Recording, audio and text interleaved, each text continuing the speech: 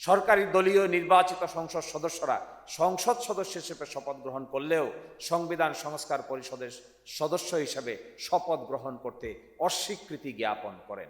এর মাধ্যমে জুলাই জাতীয় সনদ বাস্তবায়ন আদেশ 25-এর বিধান সুস্পষ্টভাবে লঙ্ঘন করা হয়। জুলাই জাতীয় সনদে যে 30টি প্রস্তাবের বিষয়ে সকল রাজনৈতিক দল ঐক্যমত্য হয়েছে, সেগুলো বাস্তবায়ন করতে নির্বাচিত সরকার বাধ্য থাকিবে। কিন্তু আজ পর্যন্ত কোনো দৃশ্যমান অগ্রগতি লক্ষণীয় নয়। শুধু কি তাই, আইনের স্বেচ্ছাচারী ব্যাখ্যা প্রদান করা হচ্ছে, আরবিটারি ইন্টারপ্রিটেশন অফ ল দেওয়া হচ্ছে। ওনারা পরিপূর্ণভাবে ভুলে গেছেন যে সেপারেশন অফ পাওয়ার থিওরি বলতে একটি থিওরি আছে, এটিও এখন আর তারা মেনে চলতে চাচ্ছেন না। কোনো আইন সংবিধান সম্মত কিনা তা নির্ধারণ করার একমাত্র এখতিয়ার হলো উচ্চ আদালতে। অন্য কোনো ব্যক্তি বা প্রতিষ্ঠান কোনো আইনকে অসাংবিধানিক ঘোষণা করতে পারেন না, অথচ হরহামেশা তাই করে চলছে। প্রিয় সাংবাদিক বন্ধুগণ, 2014, 18 এবং 24 সালের 3টি পাতানো নির্বাচন হয়েছে, ক্ষমতা কেন্দ্রীভূত হয়েছে, একনায়কতান্ত্রিক শাসন ব্যবস্থা প্রতিষ্ঠা করা হয়েছে, সাংবিধানিক প্রতিষ্ঠানগুলোকে, কনস্টিটিউশনাল ইনস্টিটিউশনগুলোকে বিতর্কিত করা হয়েছে, ন্যায় বিচার আইনের শাসনকে ভুলুণ্ঠিত করা হয়েছে, বিচারালয়কে রাজনৈতিক উদ্দেশ্যে ব্যবহার করা হয়েছে, সামাজিক রাজনৈতিক আন্দোলনগুলোকে নৃশংসভাবে দমন করা হয়েছে, মত প্রকাশের স্বাধীনতা হরণ করা হয়েছে, গুম, খুন, নির্যাতন আয়নাগর ছিল নিত্যদিনের বাস্তবতা। দেশীয় আন্তর্জাতিক সংস্থার তথ্য অনুযায়ী 2009 থেকে 24 সালের 36শে জুলাই পর্যন্ত 4000-এরও বেশি মানুষ আইন শৃঙ্খলা বাহিনীর হাতে গুমের শিকার হয়েছেন। 700-রও বেশি মানুষ গুমের শিকার হয়েছেন, 4000-এরও বেশি মানুষ বিচার বহির্ভূত হত্যাকাণ্ডের শিকার হয়েছেন। 60 লক্ষাধিক মানুষ গায়েবী মামলার আসামি হয়ে ফেরারি জীবনযাপন করেছেন।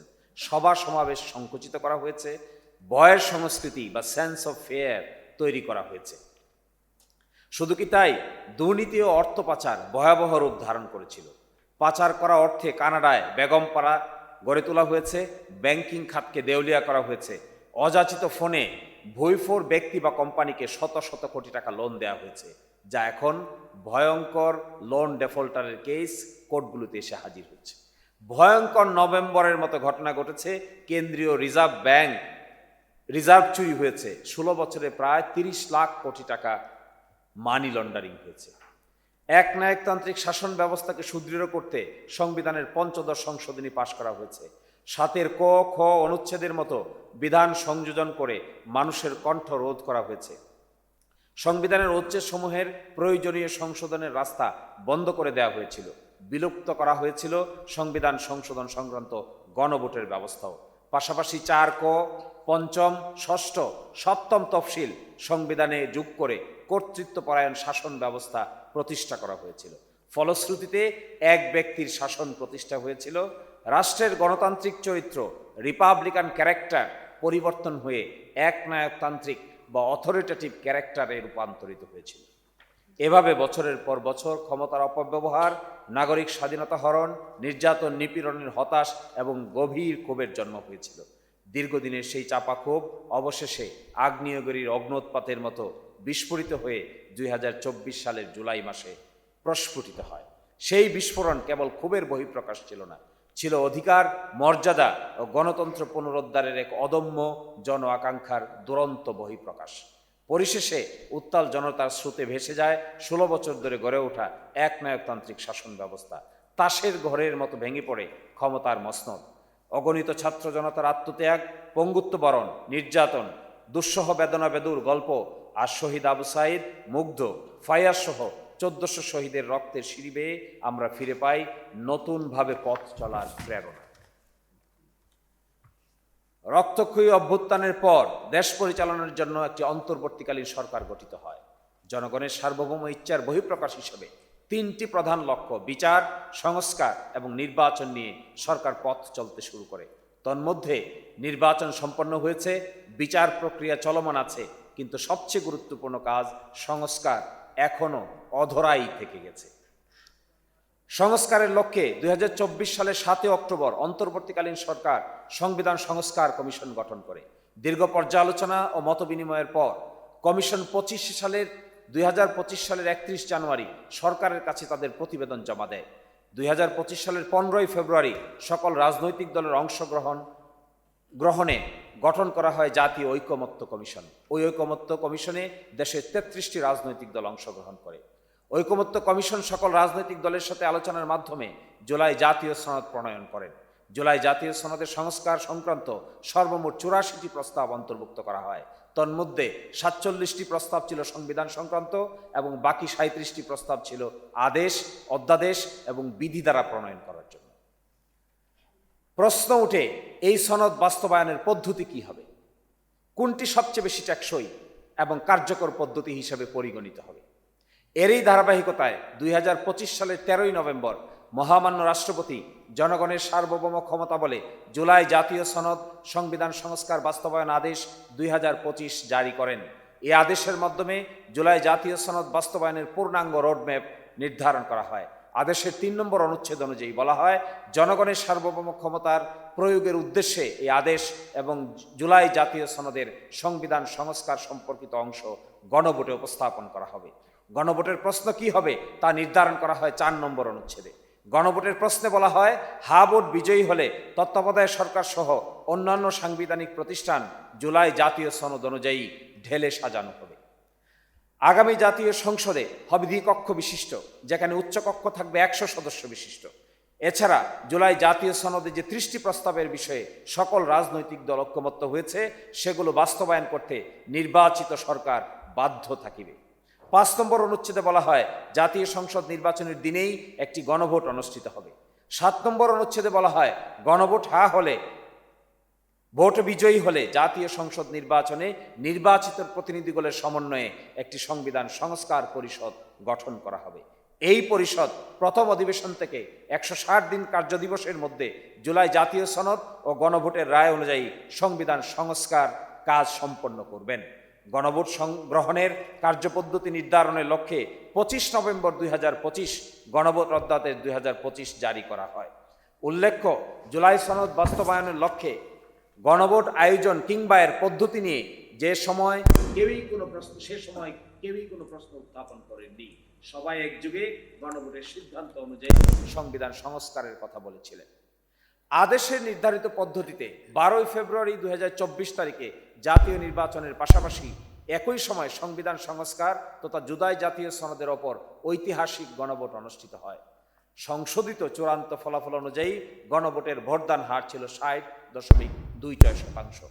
প্রদত্ত ভোটের মধ্যে প্রস্তাবিত সংবিধান সংস্কারের পক্ষে হা ভোট রায় দেন 68% মানুষ। জাতীয় নির্বাচন ও গণভোট অনুষ্ঠিত হওয়ার পর জুলাই জাতীয় সনদ বাস্তবায়ন আদেশ 25, গণভোট অধ্যাদেশ 25 চ্যালেঞ্জ করে মাননীয় হাইকোর্ট বিভাগে রিট আবেদন দায়ের করেন, যার নম্বর 2541/2024, 2787/2024 দায়ের করা হয়। উক্ত রিট আবেদনের প্রাথমিক শুনানি শেষে 3রা মার্চ 2026 তারিখে রুল নিশি জারি করা হয়। তবে কোনো স্থগিতাদেশ বা অন্তর্বর্তীকালীন আদেশ প্রদান করা হয়নি। ফলে সংবিধান সংস্কার পরিষদ গঠন, পরিষদের সদস্যদের শপথ গ্রহণের ক্ষেত্রে কোনো আইনি বাধা থাকার কথা নয়। আমি আবার বলছি, যে রিট পিটিশন তারা হাইকোর্টে দায়ের করেছেন, এই রিট পিটিশনে কোনো অন্তর্বর্তীকালীন আদেশ আদালত দিতে রাজি হন নাই। যেহেতু কোনো অন্তর্বর্তীকালীন আদেশ নাই, সুতরাং জুলাই জাতীয় সনদ সংবিধান সংস্কার বাস্তবায়ন আদেশ 2025 স্টিল এ ভ্যালিড ল। এই valid law must be complied with. যদি কেউ ভ্যালিড লকে কমপ্লাই না করে, দে or he or she must face the consequences. 2026 সালের 17ই ফেব্রুয়ারি জাতীয় নির্বাচনে বিজয়ী প্রার্থীদের সংসদ সদস্য হিসেবে শপথ গ্রহণ অনুষ্ঠিত হয়।